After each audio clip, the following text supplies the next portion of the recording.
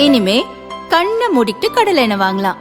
ஏன்னா மந்த்ரா கடலை எண்ணெய் இதயத்தின் தயாரிப்பு. வறுக்க பொரிக்க ஏன் எல்லா சமையலுக்கும் மந்த்ரா தான். மந்த்ரா கடலை எண்ணெய், அபார ருசி, ஆரோக்கியமான உடல் நலம்.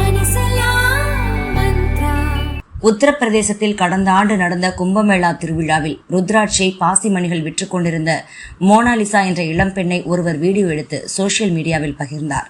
அவரது கண்கள், சிரிப்பு மற்றும் வசீகர முகத்தோற்றம் பலரையும் கவர்ந்ததால் வீடியோ வைரலாகி பிரபலமானார்.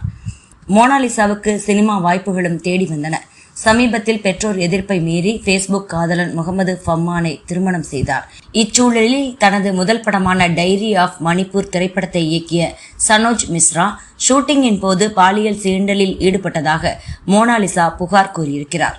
சனோஜ் மிஸ்ரா நல்ல மனிதர் அல்ல, என்னிடம் பல முறை தவறாக நடந்து கொண்டார். இது பற்றி குடும்பத்தினரிடம் கூறிய போதும் அவர்களுக்கு பணம் முக்கியமாக இருந்ததால் அதை பெரிதாக எடுத்துக்கொள்ளவில்லை.